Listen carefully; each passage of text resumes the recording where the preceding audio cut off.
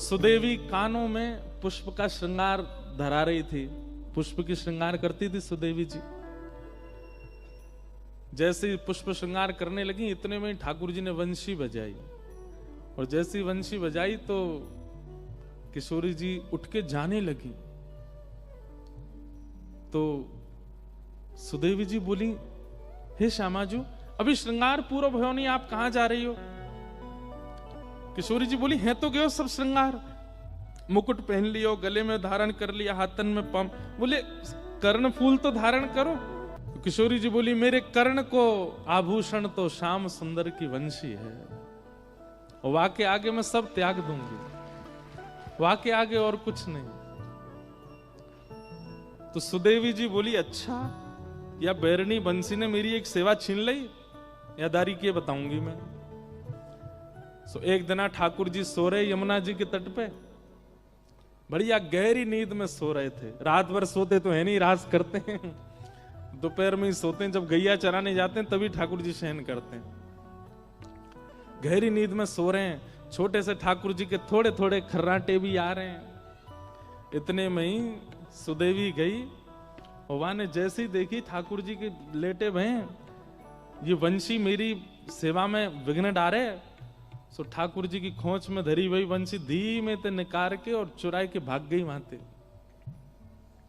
और ले जा करके किशोरी जी के बगल में पधरा दी। किशोरी जी बोली, अरे सुदेवी, ये तने कहा कियो? बोले, ये वंशी या की वजह से आज मैं सेवा ना कर पाई आपकी। मैं आपके कानन में पुष्प धरा रही और ये वंशी की धुन सुनते ही आप दौड़ गई वहां पे। लो, या यहीं रख लो, और ये जब जब मैं कानन को श्रृंगार करूंगी तब तब वंशी आप ही बजाती रही हूं, ताकि मेरी सेवा पूरी हो। अब ये श्याम सुंदर के पास नहीं रहेगी।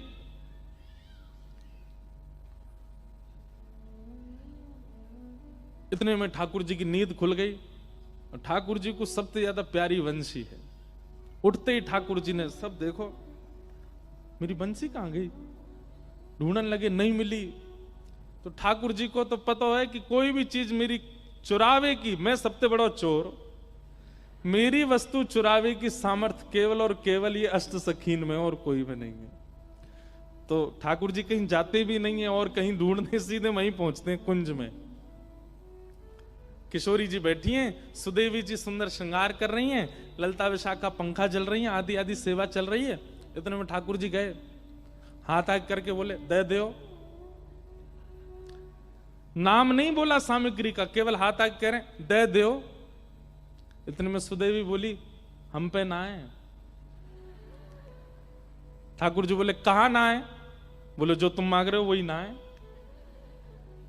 ठाकुर जी, तुम्हें कैसे पता मैं कहां मांग रहा हूं? बोले, हमें ना पता तुम कहां मांग रहे हो, पर जो भी मांग रहे हो वो हम पे ना है। श्यामाजू, देखो, आप सब लीला करो, सेवा करो, सब आनंद, मेरी वंशी मत ले करो, या मुंह को दे दो, मुंह पता है आपके पास धरी है। इतने में किशोरी जी ने वंशी निकारी। सुदेवी जी बोली, शी जी, आप पे भी मान करनो ना आवे, आप पे भी नेक नेक देर खिलानो ना आवे, नेक में कछु सामग्री लाओ, नेक में दे दें, प्रस्तुत कर दें। नेक भी इन्हें डरा के तो रखा करो, नेक नहीं तो सिर पर चढ़ जाएंगे जी हमारे। वंशी लाके मैंने दी, एक आध दो दिन में धरी रखती, नेक में निकाल के दे दी। ऐसी हमारी भोली सी किशोरी जी।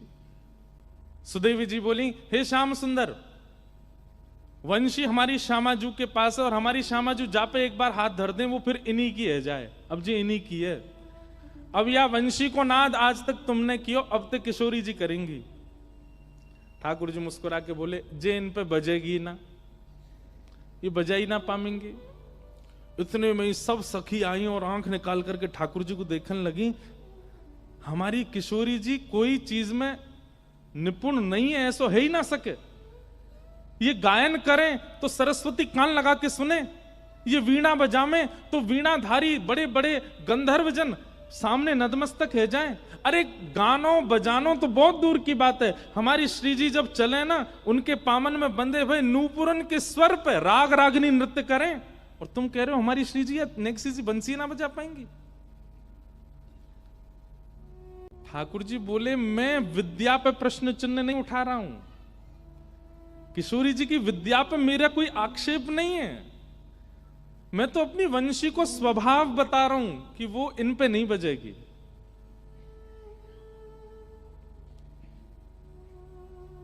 सुदेवी जी बोली, श्यामाजू आप दिखाए दो इन्हें, नेक बजाए दो, वंशी बजाए दो नेक। रुको तुम अभी बजा। ठाकुर जी खड़े गए, बजाओ, मैं भी देख रहा हूं, बजाओ। आज अगर ये बज जाए तो मैं भी नंद को लाला नहीं। सुदेवी बोली, ऐसा है सके कि भैया इनने कहीं सौगंध वोगंध दे दी हो। सुदेवी बोली, हरी पत्ती सामने कसम उतारी राम ने। हरी वंशी तो पे जितनी कसम चढ़ी है सब उतर गई आज, तो को बजनो ही है आज, किशोरी जी बजाएंगी। ठाकुर जी खड़े, बोले मैं हूं देखूं। अरे भैया कोई सौगंध नहीं है, कछु नहीं है, फिर भी बजा जाएंगे। किशोरी जी ने जैसे अधर पर वंशी धारण करी और वंशी धारण करके अपने कोमल मुखमंडल से जैसे ही प्राण पिरोए, नहीं बची। किशोरी जी ने सबरी उंगली फेर ली लेकिन वंशी नहीं बची। ये दृश्य देख करके ललिता विशाखा सब आश्चर्यचकित है गई। हे श्यामाजू, ऐसा कौन सा साज है, ऐसा कौन सा वाद्य है? अरे हमारी किशोरी जी को इतना श्रम भी ना करना पड़े। अरे अधर पर धारण हेती वंशी अपने आप स्वतः बजने लग जाए, हाथन में आती वीणा अपने आप स्वर प्रकट करने लगे, ये वंशी बज नहीं रही है। ठाकुर जी सामने खड़े खड़े मुस्कुरा रहे हैं। ये सुदेवी बहुत देर रही, खड़े खड़े एक सिंहासन लगा, मैं बैठूं देखूं ने कहा देर तो आनंद करूं। ठाकुर जी ने खूब आज आनंद कर रहे हैं, किशोरी जी नहीं बजा पाए। सब ने प्रयास कर लिए लेकिन अंत में ठाकुर जी बोले, अब वापस दे दो, जो वस्तु आपसे बजी ही नहीं रही है, आपके प्रयोग की नहीं है, वह वो दे दो। अंत में किशोरी जी बोली, सुदेवी देते हो। और सुदेवी जी ले जाकर के वंशी ठाकुर जी को दे। जैसे ठाकुर जी ने अधर पर धारण करी और कोमल उंगलियों से छिद्रों को आच्छादित किया, बज उठी वंशी। आज पहली बार ऐसा हुआ कि वंशी नाद सुन करके गोपियों को, इन सखियों को आनंद नहीं क्रोध आ रहा है। और ललिता विशाखा बोली, पकड़ लियो, छीन लियो या बांसुरी को और लेकर के अपने पामन ते तोड़ दो, चूर चूर कर दो, जमुना जी में बहा दो। अरे अरे बैरणी, अरे तू भी कृष्ण की तरह छली कपटी है गई है, किशोरी जी की सेवा में आई तो बज नहीं रही है, वहां जाके बजन लगी। ठाकुर जी ने हृदय से लगा लियो, मेरी वंशी को दोष मत दो, तो किशोरी जी के हाथ में क्यों नहीं बजी? ठाकुर जी बोले, ये स्वर से ना बजे, ये फूंक से ना बजे, ये तो भाव से बजे।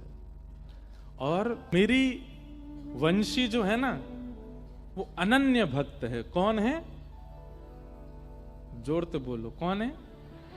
अनन्य भक्त। अनन्य भक्त मतलब न अन्य इति अनन्य, जो एक का होकर के सदा एक का ही रहे, उसको अनन्य कहते हैं। और मेरी वंशी अनन्य है। हे श्यामाजू, आप जब वंशी धारण करके बजा रही तो मन में कहा विचार कर रही? बोले मैं तो आपको विचार कर रही। बोले वही तो बात है। और मेरी वंशी मेरी सेविका नहीं, वो तो आपकी आराधना करे, वो तो आपकी सेविका है। जब तक आपका भाव बजाने वाले के चित्त में नहीं आएगा, आपका विरह बजाने वाले के चित्त में नहीं आएगा, आपके प्रति प्रेम बजाने वाले के चित्त में नहीं आएगा, तब तक नहीं बजेगी। आपको अपनो ही ध्यान करना पड़ेगा, तब वंशी बजेगी, ऐसे नहीं बजेगी। मेरी वंशी अनन्या है।